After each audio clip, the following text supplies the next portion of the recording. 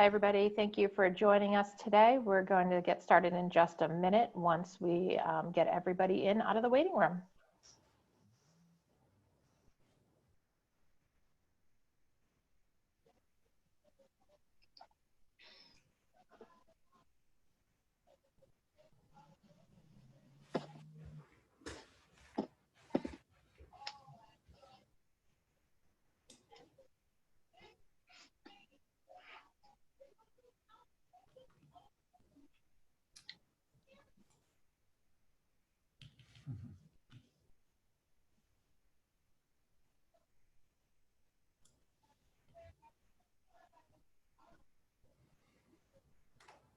All right, thank you everybody for joining us for today's Inclusion Town Hall. This is the third one in the series, and I'm going to turn it over to Nick Sargent, SIA's president, to kick things off. Thank you, Maggie. Thank you all for joining us today. My name is Nick Sargent, president of SIA. Today we are continuing our series of conversations on inclusion. During the last two town halls, you heard from fellow community members of color and their personal experiences in snow sports industry, as well as business leaders and experts on the importance of inclusion and diversity in your business. Today we dive further into the topic of inclusion and talk to a broad array of industry stakeholders on creating an inclusive experience for all. We thank you for joining us on this journey. It's important that we show up and work on this together as an industry. Together, we can make a significant difference. And again, special thanks to our series moderator, Selema Masekela. With an illustrious winter sports background and the co-founder of STOKED Mentoring, he's the perfect person to help guide this series of conversations, both sharing his own experience as well as being a master storyteller. So now I want to introduce the town hall and the panelists. Today's discussion is called Inclusion on the Slopes. We have an incredible group of panelists. We are honored to have their participation and for sharing their knowledge with us. First, I want to introduce Dr. Gerilyn Davis, Chief Inclusion Officer for Inclusion on the Slopes. Second, Steve Larosiliere. I think I'm butchering that, but I'm trying to get that out. He's a founder and president of STOKED.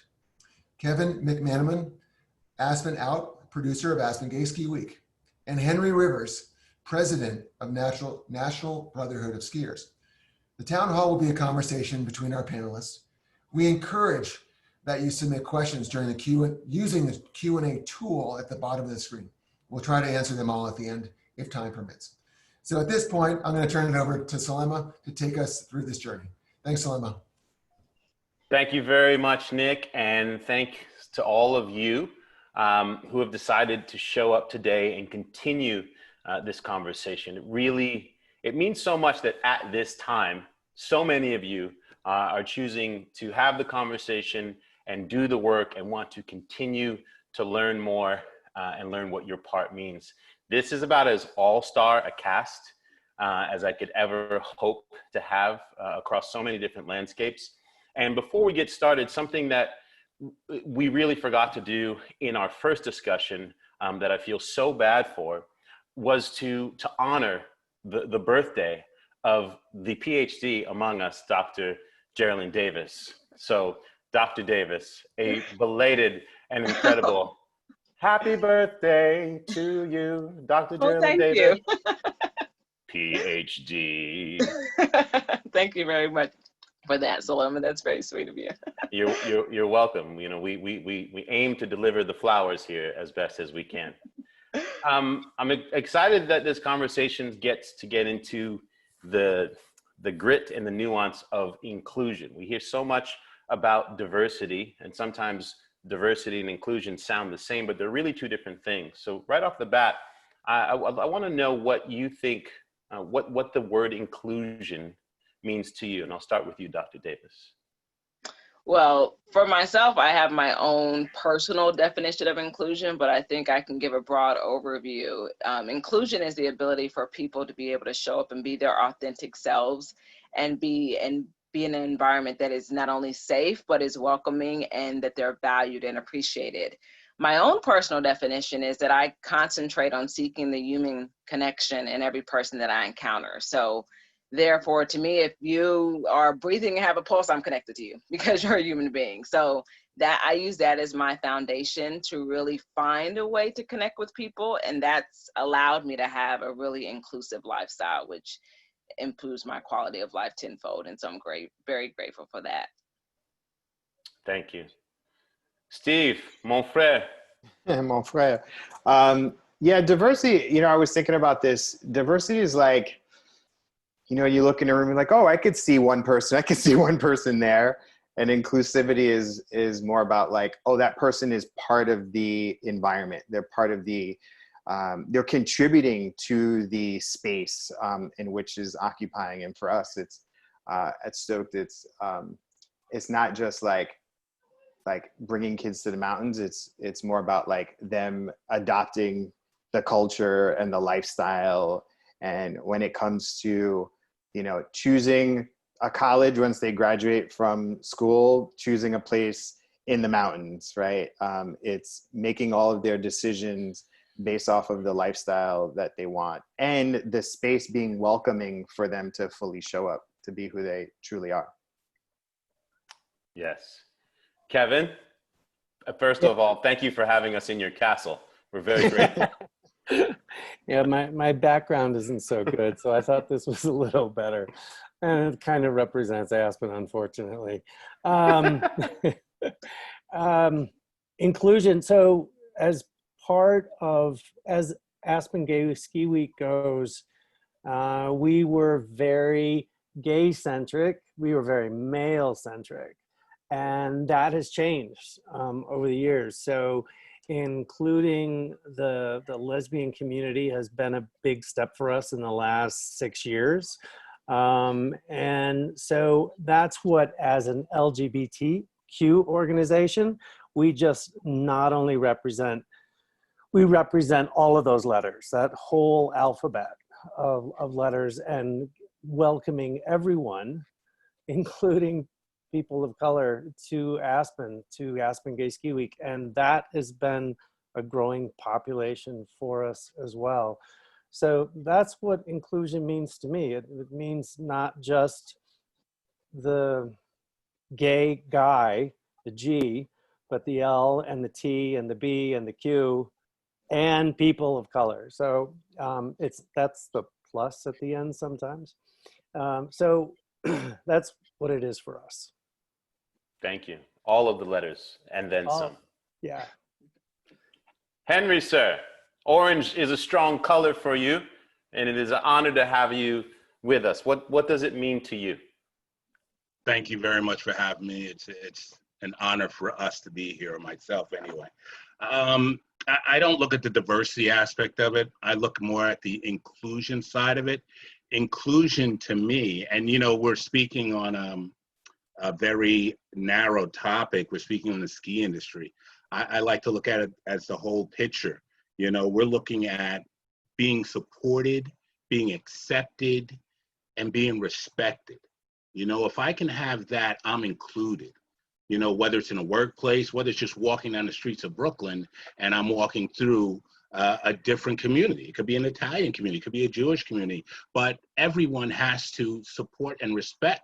Respect is the key component there. And that's what I'm looking at for inclusion. And if I can see that on a mountain, we hit a home run.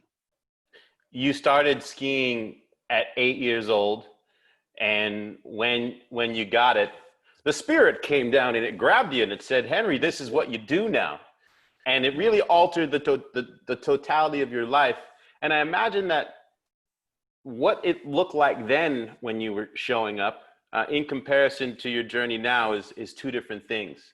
A little context for those early days and how you've gotten to the place that you are now with the Brotherhood. I was making references before, but the early days, there were only two colors of ski pants. They had the white spandex or the black spandex. Here I was, an 8-year-old. I had my lime green gabardine. So, I could say I'm the father of the color that you see out there. But, it was completely sterile. The environment, there was no color. none. But at 8 years old, 10 years old, you're not thinking about color. You're thinking about having fun and enjoying the sport that you're taking on and you're learning.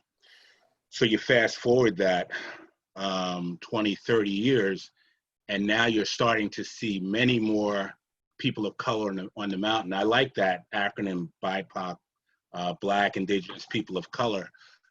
You're seeing it now, and even still to this day, when we see others on the mountain, you get drawn to them. All right, it's an affinity. It's just like elements. Elements are attracted. There's an affinity. You have that power of attraction. You go over there and you introduce yourself, and you feel inclusive. I joined the National Brotherhood of Skiers, and that just totally changed my view of African Americans, people of color skiing. Because now I was able to ski with other people that were proficient in the sport, that weren't put on that diversity track like, you learn your lesson, you get a half an hour lesson, and then they put you back over on that couch and say, stay there for the rest of the day. These people can ski.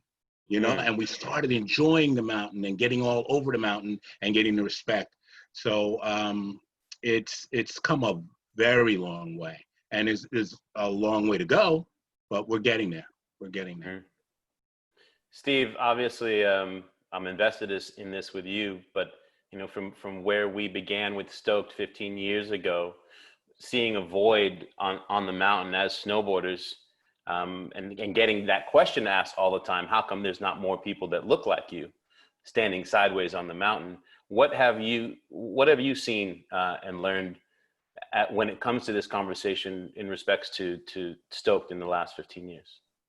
Yeah, it's interesting. I mean, even how I got into the sport itself, I was always a naturally curious kid.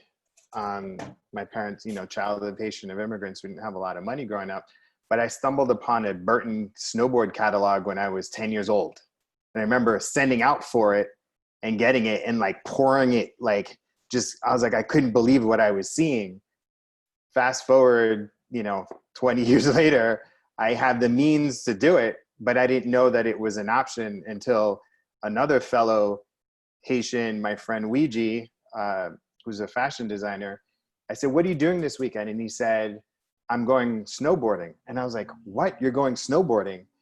And it was almost like, because I had the peer, it made it possible, right? And so that my mind opened up. And then while I was there, I was waiting for the bus in New York City, I remember on Broadway, and I remember seeing other people that look like me.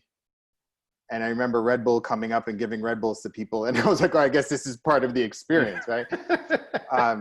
Fast forward with Stoked, as you start to really start to make the connections in your mind, and I've seen this happen with the kids, is that they actually start to recontextualize what their life experience is like, because now they're put into a place of unlimited possibility, right? The mountains represent the highest form of what is possible with nature. And therefore you harnessing the power of nature to really perform at your highest with the skill, with the opportunity, with the sort of right equipment, right, surround you, anything's possible. So to be able to see a kid go, and I remember sitting on a bus next to a kid and I said, what's the furthest that you've ever left your city? He goes, the Bronx. I said, we just passed the Bronx. And he was like, yeah? I said, every minute that goes by is the furthest that you've ever been in your life. And you could see his mind just expand. And when you get to the mountain and he starts to but it takes care, right? You need the people there, you need the right equipment there. And you almost need somebody to say hey, you could do this, right? You can do that.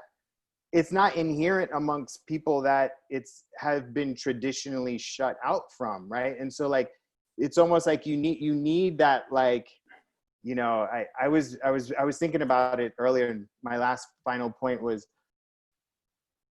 soccer blew up really, really, really big right after the 90s World Cup, right? And it was because the AYSO really formed together, and the whole idea of the whole soccer mom, that was orchestrated, right? And so in order to like bring it, I don't know if I'm jumping ahead, but like the idea of being able to like show people that have been traditionally shut out from this lifestyle and culture, to almost give them permission, like a passport somehow. It's like, hey, you could do this too. Like, look at all of us, we're having the time of our lives. And so anyway, that's kind of like what we attempt to do. We have been doing with Stoked, is just like show kids like, hey, this is for you. Like, it's here, right? Break down all the barriers.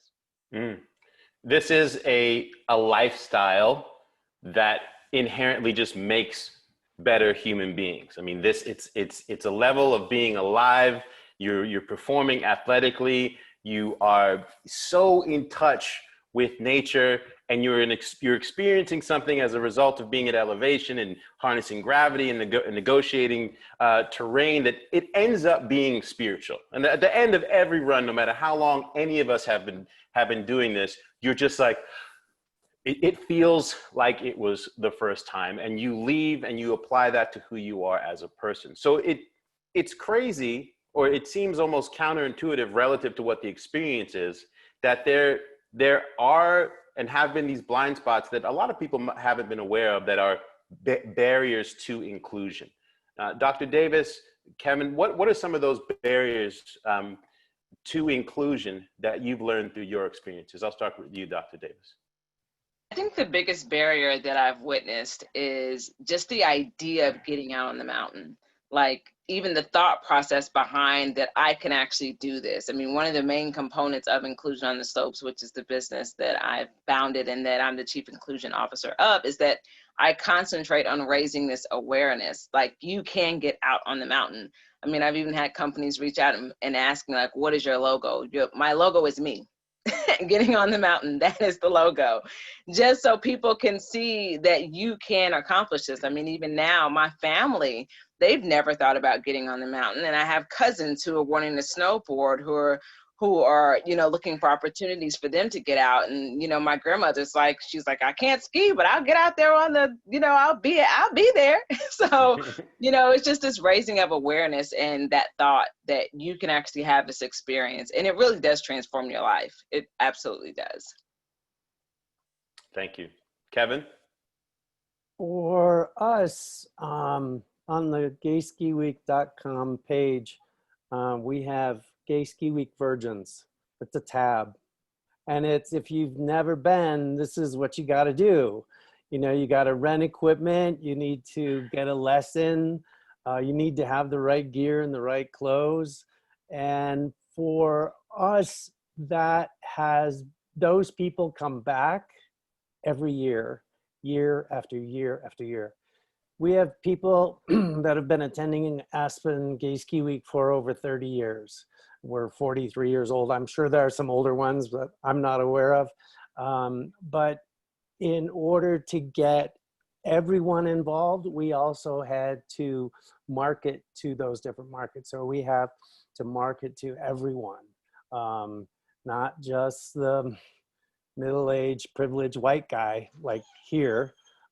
It has to be everyone. So we're very proud of what we do, and I think every year we're doing a better job is the best way for me to say it. I think every year we're doing a better job, including more people of color and so on. All of you have given really great personal context to why this makes you feel like you do as a person, and why you've been doing the work. Whether it's been decades or even just in the last year since you caught the spirit, Dr. Davis. But for the people who are on in this town hall, the question is, what is it that the ski industry, that the communities within the ski industry, the various businesses, what can these different people and groups do to best play their part in inclusion and reaching out to these communities? Dr. Davis, you had a brilliant quote in our call last week. You said, inclusion integrates. Yes. So that it's not just the responsibility of the diverse groups but inclusion integrates in a manner in which everyone involved, the communities as well as those who are being welcomed in, have a responsibility. How is it that the industry, what kind of ways can they step up to really be doing the work in what this inclusion looks like? I'll start with you, Henri. Well, you know, it's a great question, and it's the one that we're trying hard to come up with an answer for.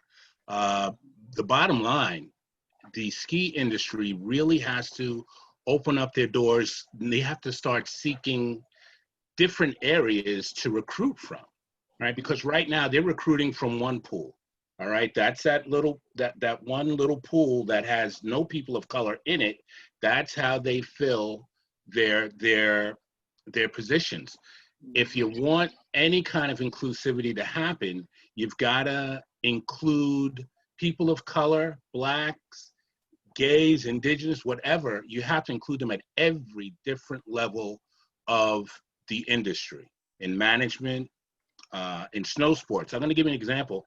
In instruction and coaching, in those areas on the mountain, you know, what happens a lot of times are the black instructors and the black coaches, they're looked over by their coaches and instructors that they work with. So a lot of times they'll look past them and say, you know, maybe that guy, they don't give them the respect that their talent and their knowledge earned. You know, so they'll look past them, and you know, that has to stop.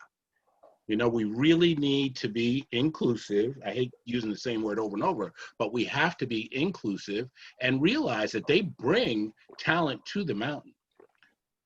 You have to do it on a management level. Once management starts hiring people of color, they're going to realize that they've been hurting their own industry for 40 years because some of the most talented people they're going to get are people of color. I mean, you got to diversify. Once you bring people in, you're going to see how much of a profit margin it's going to increase, and your revenue is going to increase. You're going to say, wow, how come I didn't hire this pool before? Why was I overlooking this? And once it starts, it's going to snowball. And I tell you, they're going to realize, the industry will realize that there's a lot to offer, and they need to start investing in that on every single level. It's got to go top down, bottom up. It has to, and then we'll see inclusivity. What do these different what does taking this approach, as Henri points out, of at the top level and the bottom level and everything in between, what do these perspectives bring to a company? Just the reaching out and being inclusive that way, what does it bring to the table? Dr. Davis? Well, I think the first thing that initially brings is perspective. I mean, the number one component is that you don't have access to tools and resources and information because that perspective isn't present. And so because that perspective isn't present, you have a gap in your knowledge base. You also have a gap in your talent. And the number one thing is perspective. It also, too, it brings representation for others to want to come on board. I mean, one of the major components with even inclusion on the slopes is that I'm bringing others along with me.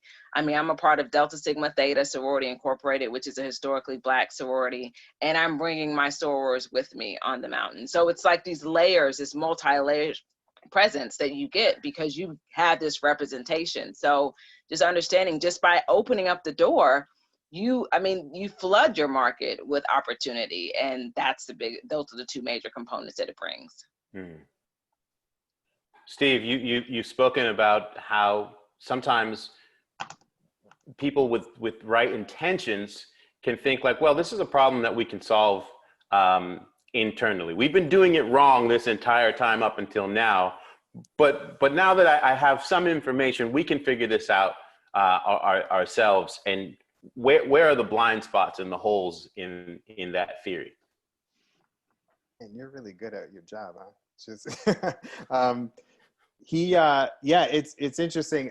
So we've gotten a lot of sort of different calls, and I guess my thing, I think it's the like an Albert Einstein quote, is that you can't solve a problem with the same level of thinking that got you there, right? Like you need diverse voices to even be there. And, you know, in organizations, especially ones that are looking to change, you need that outside perspective for one. I think two, you need people that you have to be comfortable with being uncomfortable and put your ego, your degree, your position and attainment aside and just be humble enough to learn. And sometimes if there are things that are troubling to hear, and things that you have sort of grown up accustomed to believing that are truth to you and your experience, and to hear and see that is not always the case across the board, is a very, very humbling thing, that in order for us to truly make change, not just as a society, but more relevant to this conversation in this industry, is that we need more. We just need more representation, and just more diverse voices and perspective. As it relates to just how to be more, you know, since Henri and Dr. Davis had talked about sort of the top down, I almost see that there's a, you know, like I'll give a nod to like my peers, like in addition to Stoke, there's like SOS, there's Chill, there's like, you know, so many other like amazing organizations that take thousands, tens of thousands of kids to the slopes every year. Like there needs to be more, given the amount of kids that are out there that need. And so do you be able to support good run organizations that work with kids for long periods of time, and not just kind of one and done? Because the one and done and giving access to kids without supporting them is kind of like, it's kind of unfair, right? It's not a right way to like run. And it's kind of like, oh, let's just trot these kids out and show them what this life is look like, and not give them the path. Like that's not a sustainable way, and could actually do a disservice. But like really making deep investments with organizations like grassroots organizations like Stoked and SOS and Chill, and like just really investing, because those, if you take care of those experiences, and provide the right context for those young people at a very formidable stage, like we've seen, that they will come back when they have, you know, when they get the money and they have the means and they've bitten the bug, because they've been able to give that. So it's interesting. I'll give a different example.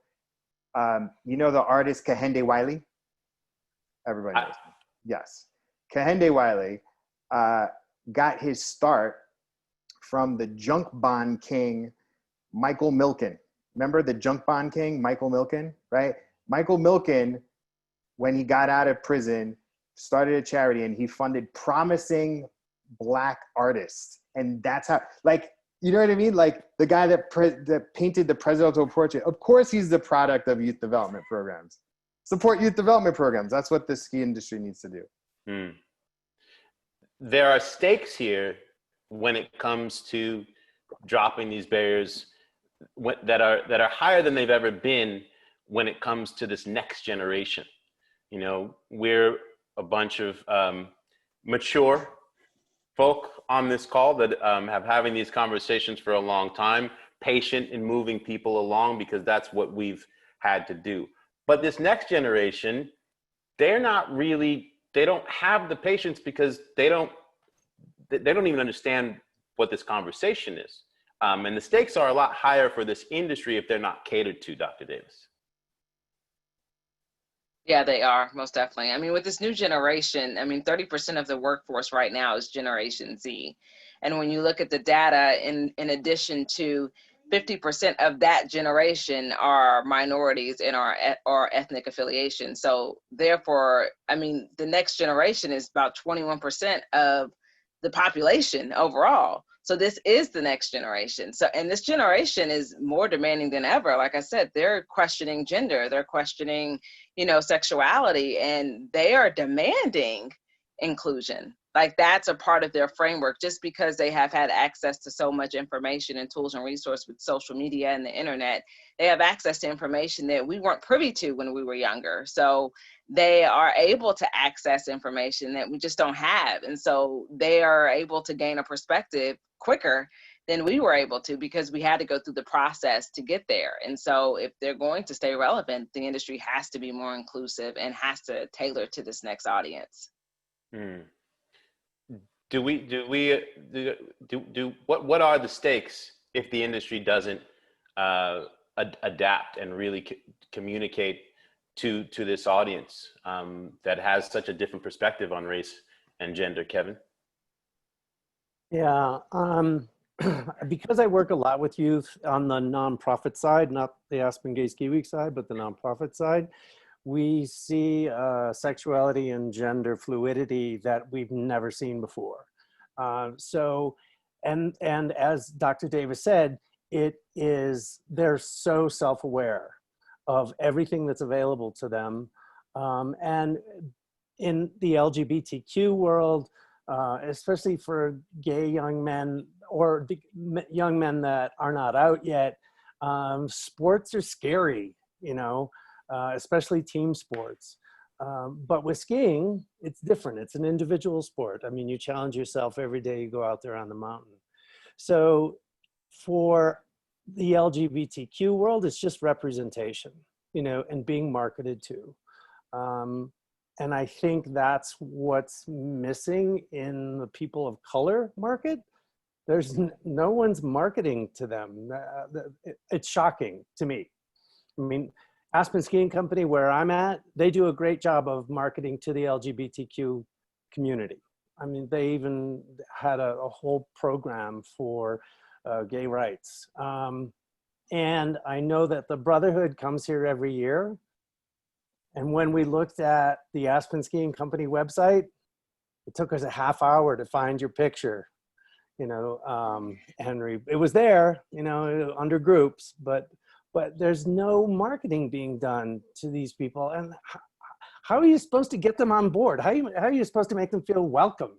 You know, you gotta market to them. There's just no way around it. I have a question, if we can back up for Steve. Go for it. How do you get beyond the one and done with your youth? Oh, we have after school and mentoring programs. So the Snowsports are just part of the journey with them. Okay. You know, so it's, I mean, I think anytime you're working with young people, you want to work with them for a longer period of time. The longer, the better, right? Yeah. And, you know, it's funny, I was talking to a donor today, and he was very, Selema, you know this person, and he was very disillusioned because he was jaded because you take these sports, you get so much out of it, but he kind of sees it as the industry almost extracts from its participants as opposed to necessarily giving back.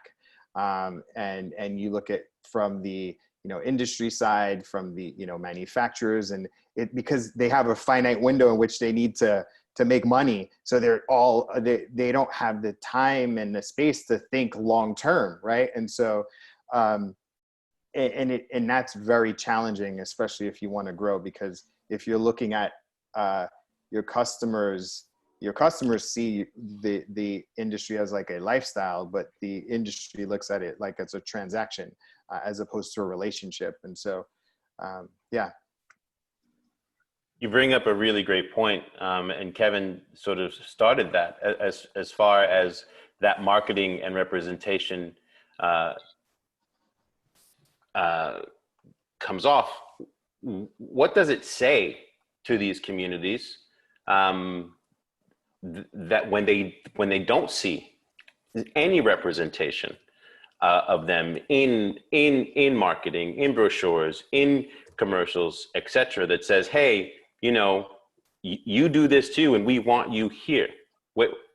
Especially speaking to that financial part, but let's just start with what it says to the communities. Henri? you know, that it speaks volumes to the community. In our organization, the National Brotherhood of Skiers, we have the knowledge level and the intellectual capacity of our membership. It's huge.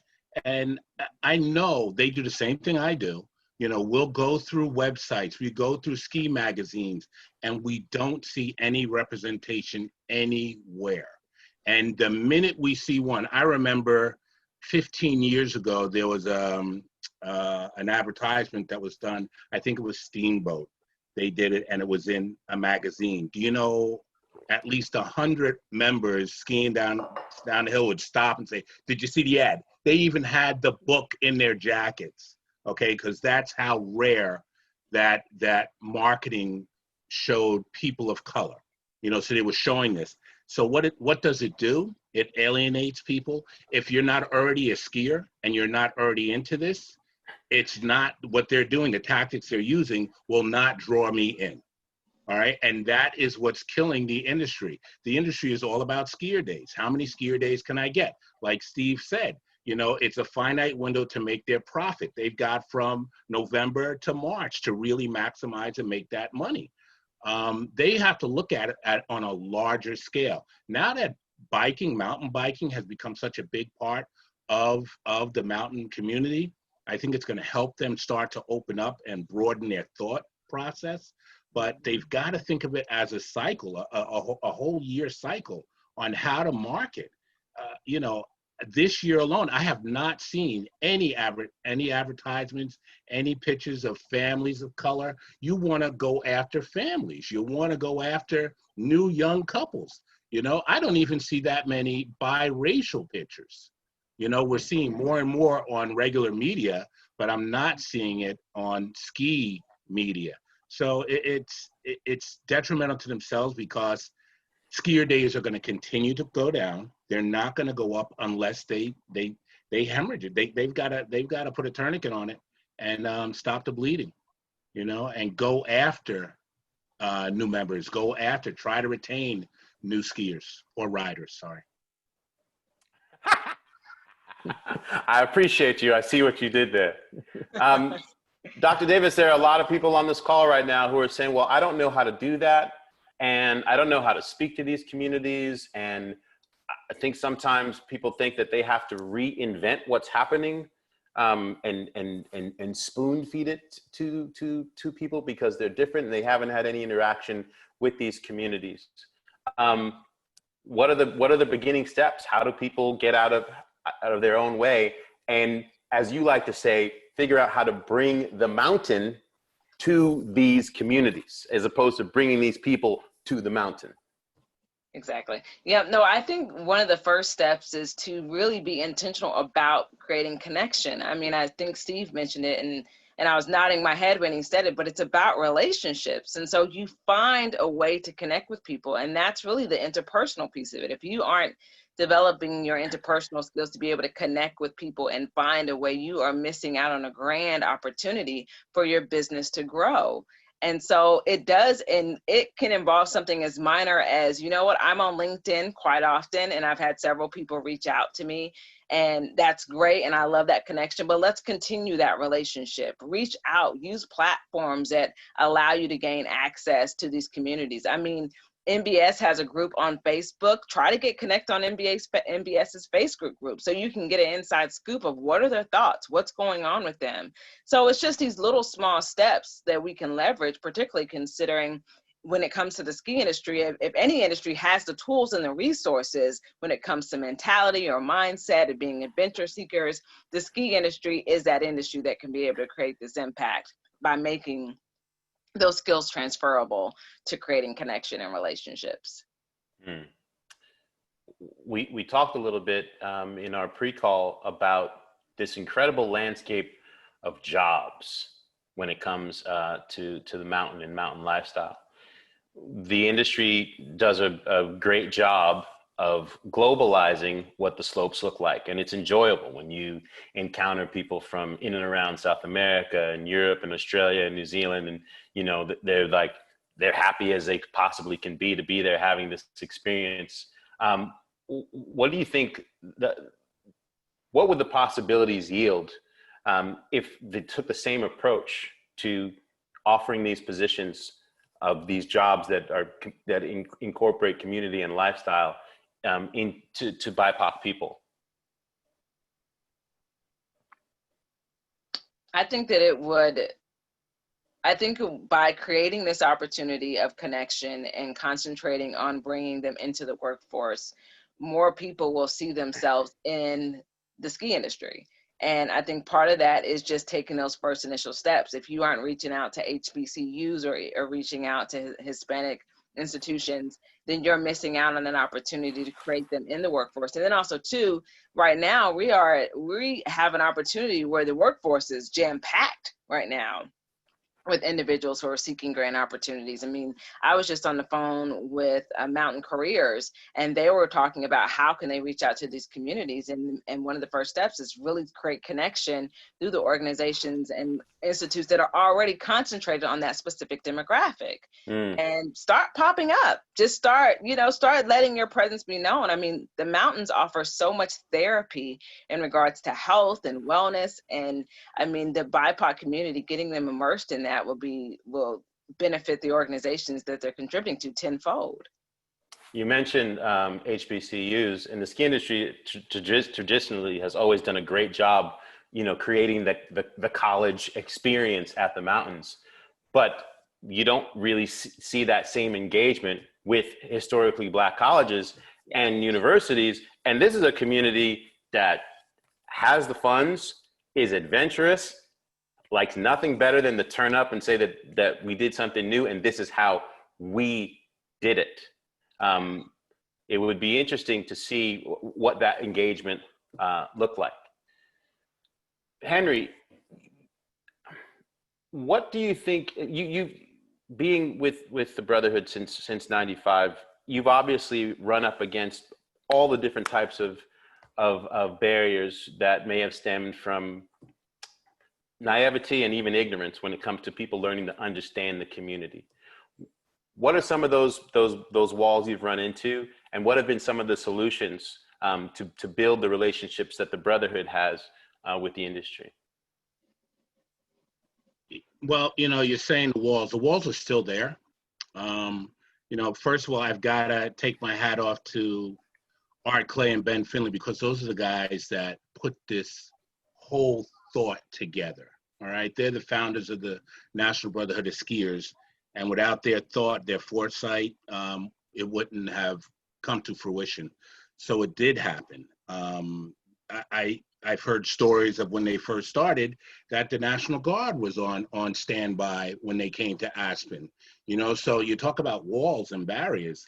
They're coming in to party to have fun, and the National Guard is on standby just in case they do a little more than they think that Black skiers are going to do. That's just one aspect of it. But I think what's happening now in 2020, it's getting a little softer, not softer, but people are starting, whites in the industry are starting to realize that the Black community has so much to offer to the snow sports industry. So they've got to open their arms up to it and start putting down some of the barriers. They've got to stop with the negative talking.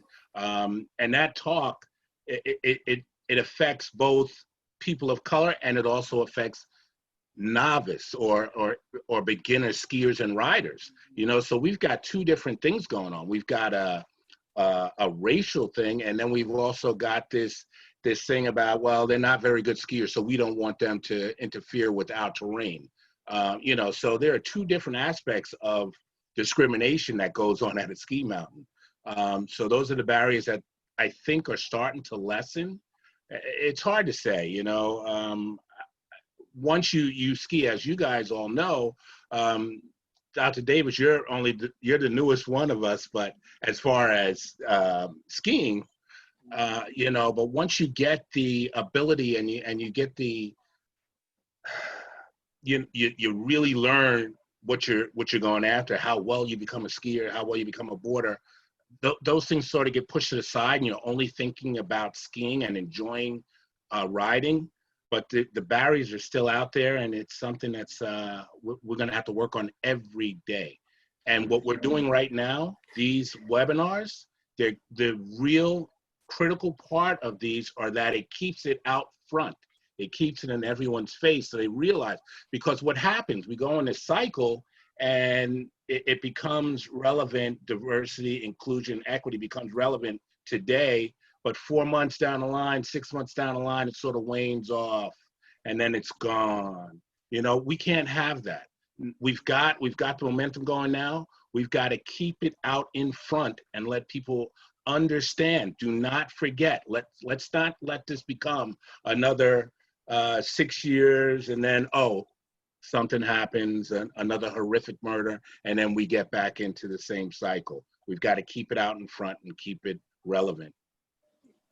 Yeah, we've talked about this in the other calls. This isn't a conversation about how to fix the 2021 season as it relates to this subject. And admittedly, the industry has huge issues and difficulties just based on what we're in via COVID, et cetera. It's going to be a very challenging season across the board. But you can't make that an excuse to not do this work, because this is an opportunity to build this practice into the culture of your businesses. And if it becomes culture, if it becomes as regular as everything else that you're doing as a brand and as a business, as Henri said, 6 years from now, this is an opportunity to see a different landscape. It's going to look and feel different. I've been snowboarding for 32 years. I still am intimidated when I go to a new mountain and I don't see anyone for the most part that looks like me or anything that says to me, welcome. And many times it's not until people recognize me as, oh wait, you're the black guy I know in this thing, that people automatically treat me different. But I don't think that people realize just how intimidating it is for people who are others across the landscape, LGBTQ+, Black people, just Indigenous people as a whole. I don't think people in this community realize just how elite and white feeling just going to the mountain is, and how intimidating the experience can be, and how that makes sometimes for just a one-time experience for people who are different. Dr. Davis, I know in the last year for you, you've taken some really great data and notes on what that feels like. Yeah, I've done a significant amount of research and just interviewing people that are in the industry and those who are not affiliated with the industry. And I think one of the reoccurring themes, and this is just one small thing, people are always asking, like, what can I do? What can I do? When you see me on the mountain, this is one of the first things you can do. Don't stare at me. For when you stare at me, it makes it apparent that I'm not supposed to be there. It's almost like when you see me, it's like, oh my gosh, she's here, or they're here. And that kind of creates this space where, you know, I notice you're staring at me and I'm just more so just trying to enjoy myself. But the blatant stares create a disconnect as if I'm not supposed to be there. And that's just one small thing. I mean, I know plenty of people are thinking about, like, what can they do? Don't stare at me if you see me on the mountain. Now, don't get me wrong. It's probably me because I'm a kumbaya person myself. I probably will smile and stare back at you, but that's just me. Not everyone is that way, and not everyone has to feel that they have to be that way or engage with you. But, you know, I think that's a perspective to take into consideration. There Thank is you. something that we've done with Gay Ski Week, we have light pole banners that are rainbow flags. There are 30 of them that go up around town, and that makes people feel welcome. That makes the LGBT, oh, like, look what they did here in Aspen, you know? That is so cool. We are actually welcome here. Selema, how do you do that for the people of color community? How do you do that? Seriously, and maybe it's a naive question, but I'm just gonna stick my neck out. And hey, I'll be frank right now. If I drove into one of the many mountain towns that I go to on a regular basis to do this thing that I love, and I saw one business that had a sign or some branding that included Black Lives Matter at a mountain, I think my head would probably explode. It would be hard for me to put into words the type of joy that would feel. And that's just a small thing, a very, very small gesture. We talked about the other things. I would love to see the imagery, etc. But something that says, especially at this time, you are especially welcome, and that you matter to this community, and that the mountain community doesn't just represent the people who live there.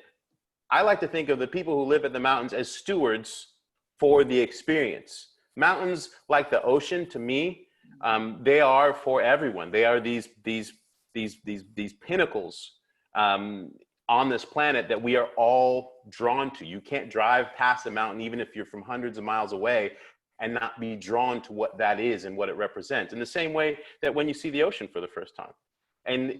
So for me, communities, the ski communities, really taking a different approach. Like, yes, we know you have the best lives ever, that you live there. It's amazing. But thinking of yourselves and thinking of your businesses sometimes as well as stewards of a culture that is inviting and pulling people in to have and share this thing that you have, 365 days of a year.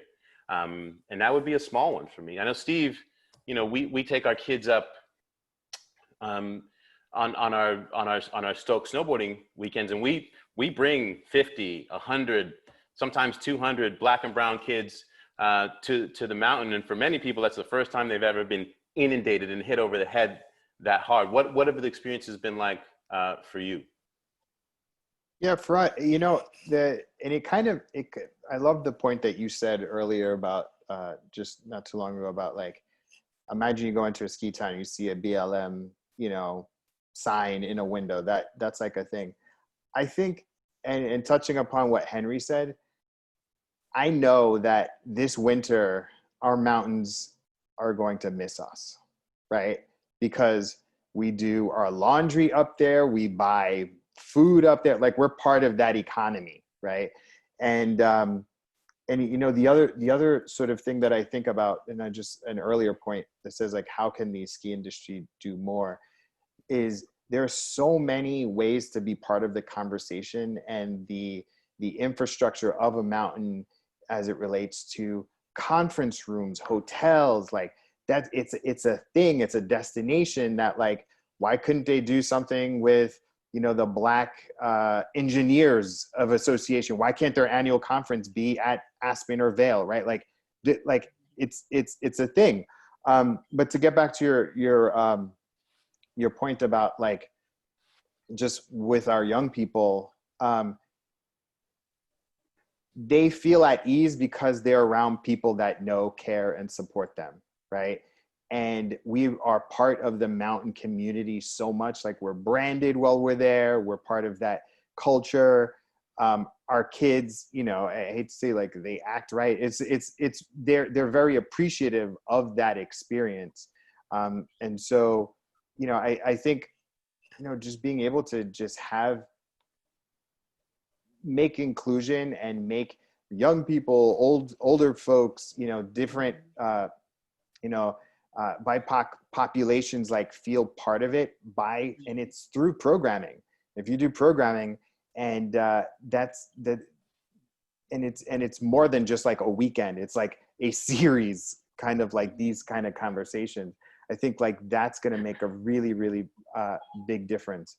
And I'm actually really grateful, even though I'm bummed that the ski industry is, like, because of COVID, right now is the perfect time to be having these conversations. Like, right now is it's critical to, like, because this isn't like a thing that's going to happen 1 year. This has got to be like a 5-10 year thing. And this goes out to anybody that's looking to, like, incorporate this work into your organization. Like, be willing, if you're going to work with Stoked, be willing to make a minimum investment of 3 years, period. Like, if you want to say 1 year, no, because this is 3 years. Like, if you take even the black and brown, like there's 400 years of institutional racism. We're not going to solve it in 1 year in the ski industry. We got to commit to at least 3 to 5 years. Henri, I know that this time is pivotal in making a decision for what events for the Brotherhood will look like next year, as well as for you, Kevin. So I'll start with you, Henri. How does right now impact your decision making? Well, I just want to touch on a couple of things. The first thing, you mentioned seeing a sign, a BLM sign in a store coming into a mountain town. It's unbelievable what it would represent, what it would mean. That's something that every member in the National Brotherhood of Skiers, when we pull into a town before a Black Summit, we're looking for that banner. You know, that's the first thing that you see when you pull into the town. It's the welcome banner. Welcome National Brotherhood of Skiers to whatever mountain we're going to. So it gives us a little comfort that they're thinking a little bit about us, but this is just one minor thing they can do. They need to be more accepting. They need to advertise more and be more welcoming. For us, though, for the National Brotherhood, they are welcoming, but they could be so much more. And what it would do, it would just bring more folks.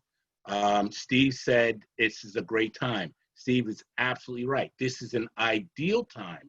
You've got to make the best of a bad situation. All right. So right now, we don't know if we're going to have a ski season, but we have a moment here where we can work on the infrastructure. I told this to my board, the National Brotherhood of Skiers board. Let's work on improving our infrastructure now that we have downtime. We can focus on all the internal things and get our organization purring. All right, let's get this thing running perfect. So the minute that snow is right, the minute that the social distance and the physical distancing it's the requirements have lessened, we're ready to ski. We're ready to go at it. So it's an opportunity for us now.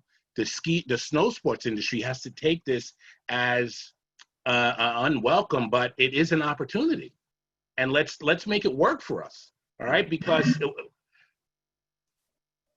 on August 5th, I made the announcement that the National Brotherhood of Skiers will be having a virtual summit. All right, it breaks my heart. I'm a skier, you know, we have plenty of riders. It hurts me. This is my first year as a president of the organization, and I'm not having a summit, a physical summit. It was not an easy decision, but based on everything that we've seen, all the protocols that are out there, I cannot honestly put any of my members in harm's way. So it's always safety first and their health first. So we didn't cancel our summit. We're doing a virtual summit, and I hope all of you attend.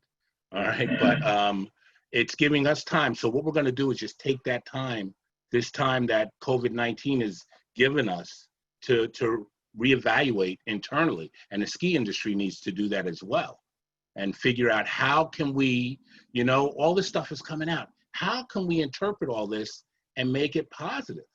And make it, you know, more welcoming for everyone. So in 2022, we're all cylinders are firing, and Blacks, Hispanics, people of color, indigenous people, gays, lesbians, everybody's gonna be flooding their gates the minute that the snow drops.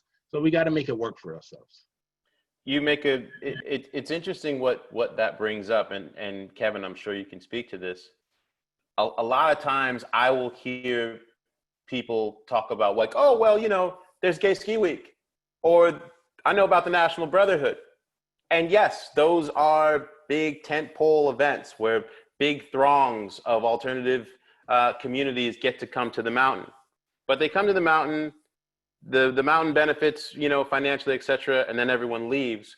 What does it look like in the weeks prior and the weeks after, and the months after and the months prior, in how your community is engaging with these different types of folks when they come up as individuals or in smaller groups and can feel welcome without needing like trumpets blasting, like, hey, everybody, we're here, let's go. And that's what this this raises that question, especially in COVID. Kevin, you're muted, buddy.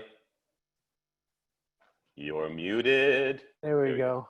In the age of COVID, so Aspen Gay Ski Week is going to look very different this year. We have not been sure about what we're going to do, and some of the things are still unknown because right now we're limited to groups of 48 people. Our events, our parties attract 400, 500 top of the mountain, 700 at the rec center for a pool party.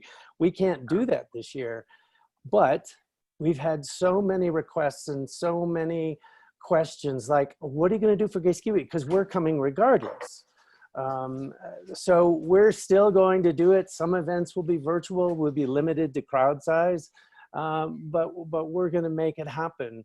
To address your second question about, yeah, Gay Ski Week is one of the most popular weeks of the year, and right after us comes X Games, but Aspen in general is a super welcoming environment for the LGBTQ community. I have tons of people that attend Gay Ski Week come in the summer to visit, whether they're going mountain biking or hiking, but they just come back because it's such a welcoming town. And when you're here, when you live here and you get to know people in the hospitality industry, restaurants and hotels, and they all claim that Gay Ski Week is the best week of the year. Christmas is good and it's fun and it's packed, but Gay Ski Week is the most fun week of the year. So we're welcoming. COVID is going to look very different this year. And to mimic what Henri said, we're going to kill it in 2022. But you bring up a great point about how over the years, Aspen has become a destination where your members are coming year round, outside of just the event. And Dr. Davis, I see you nodding your head because this is something I think in the bigger picture of this conversation that can be replicated over time across many different groups. Yeah, that's the intention of Inclusion on the Slopes, is to create these opportunities where collectively we all come together and it becomes the norm. Like, that is the norm, that we are collectively all here together. And that's why I really concentrate on the inclusion piece of it, is because it engages everyone, and therefore inclusion includes you too. Whoever you are, it includes you too. So, I think that we have a great opportunity because of COVID to be able to kind of be still and kind of tap into that internal dialogue and kind of really wrap our mind around what can we project for the future? What can we co-create for the future that will serve us all? We benefit from these experiences, and we all should be able to benefit from these experiences. And so that's most definitely the initiative of Inclusion on the Slopes. I guess my next question, my final question, as we are winding down time, it flies by when you're talking to such brilliant people. So thank you all.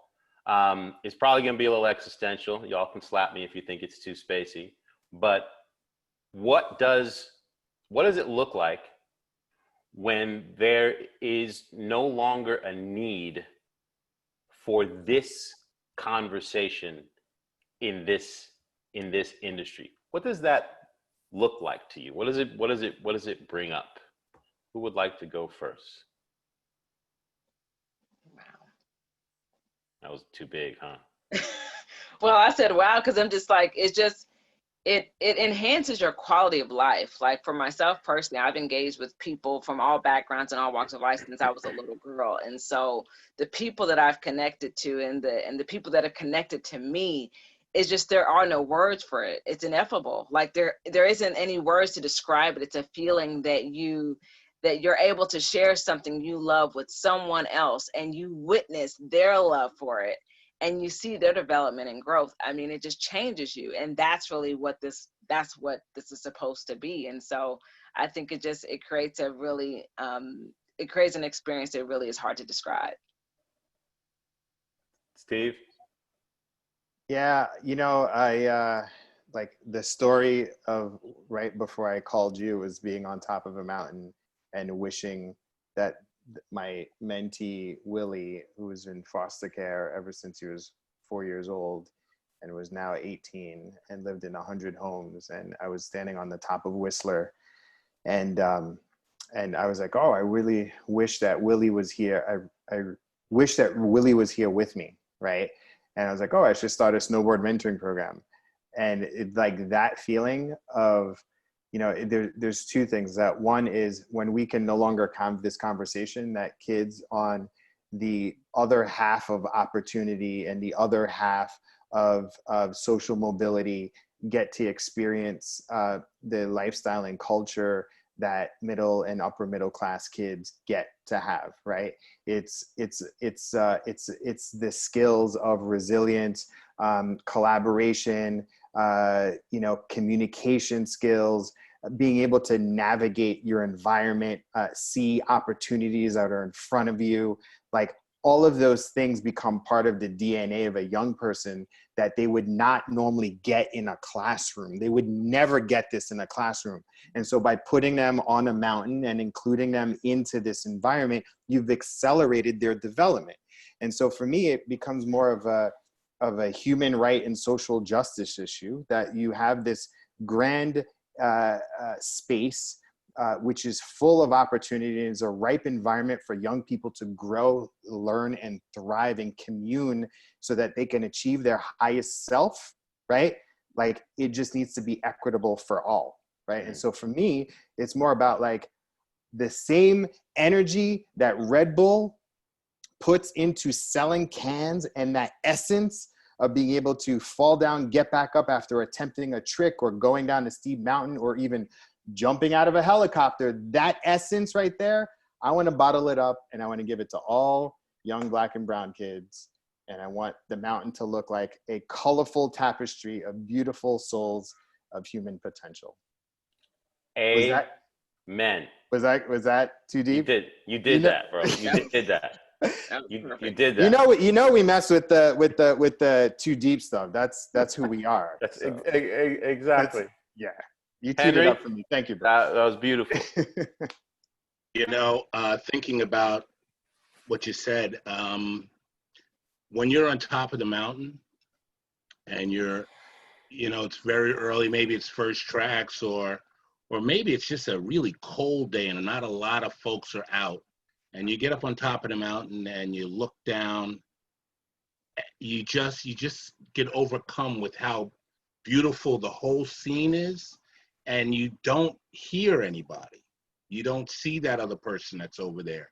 You don't feel the people behind you. All you're thinking about, it's like this tunnel vision comes over you, and all you think about is skiing or riding down that trail. And this is you. You and the mountain are gonna have it. And that is what I can envision skiing will be one day for everyone. You know, so when the ski industry gets it together and understands what inclusion is, that's the kind of thought every skier and rider is going to have when they pull up on top of that hill. You also mentioned before, Selema, that, you know, when you get into the corral, you're coming into the mountain and you get into the corral to get that first run in, you know, people looking at you, you know, they're looking at you and you know what they're thinking.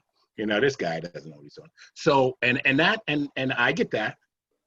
I can tell you, I know 100 NBS skiers that are like way better than me. They get that.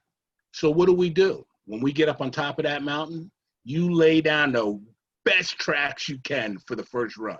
You lay it down, everybody in that chairlift is gonna watch you and say, oh, these Black guys really do know how to ski. And it's not, you know, it's just that you have to do that to get credibility. And why? You know, we're just here to have fun and ski. That's all we wanna do.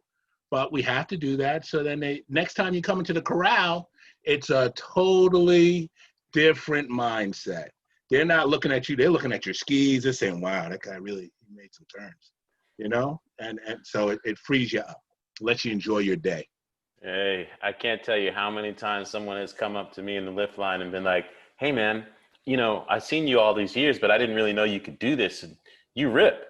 And I'm always like, thanks. Because how do you think How do you think I got so passionate about this thing? I wouldn't be sitting here on this call. I would have never gotten a career in broadcasting or any of it if I hadn't gone snowboarding. If it wouldn't have taken over my soul and I said, well, I don't care that no one else looks like me. I'm going to figure out how to make this a part of my life and existence. And here we are 32 years later, and people are still coming up to me and pat me on the back and being like, I didn't know. And I would like that to one day not be a thing. Kevin, what does it look like for you? Because I know y'all have the best party on earth. So you're probably like, well, we don't really want to stop having the party. No. And we have very serious skiers. This year, I'll just make this one point. Here at Aspen Highlands, there's the bowl. And if you're a good skier and if you're a good rider, you hike the bowl. And we took a group picture of about 100 guys, mostly guys, up at the top of the bowl. And people were like, really? That's the LGBTQ community and they hiked the bowl and they skied that? That's cool. You know, so that's where you gain the credibility. And just like you said, it's just like, oh, you can really rip. I didn't know you could actually ride, dude. You know, so it's the same thing. And that's the step. That's one of the steps that you have to make to be inclusive and to have everyone involved and everyone part of the mountain, not just old white guys. I hope that everyone who's been on this call with us takes Dr. Davis's words to heart. Inclusion and being inclusive is an exchange. This is not this is not one side saying this is what you have to do, or the people who are on this call saying, well, you know, we do all the work. This is an opportunity for real exchange, so that it no longer has to feel like those people over there and how do I get to them. You know, I envision a time where this industry has a wealth of resources that they feel like they know they can go to in a heartbeat to create new pathways, and is curious and excited about creating new pathways to people that they readily wouldn't be expected to participate because they want to share this thing with them. And at the end of the day, understanding that sharing this thing with a broad range of people means that you're going to make more money. Because really, at the end of the day, we all know that's what this business is about. Thank you for your time. Thank you, Henry. Thank you, Steve. Thank you, Kevin. Thank you, Dr. Davis. And thank you, Nick, for hosting us. Thank you, Thanks guys. for having us. This was an amazing panel. Thank you. And huge thanks to Selema and all our guests. We received a lot of great questions during today's discussion. Due to the time constraints, the conversation kept moving. So we weren't able to get to all of those, but we'll use a lot of those questions for future town halls. A recording of this will be on SIA's website tomorrow morning. So if you want to use it and view it, feel free to come find it. The next town hall is in the series in 2 weeks is titled Together, Creating Change Across the Winter Outdoor Industry, and will feature a great group of panelists representing all major facets of the snow sports industry. Together, we will make a change. Thank you very much for today. Stay healthy and have a great day. Thanks, everyone. Appreciate it. Thank you. Thank you. Thank you. Bye-bye. Okay.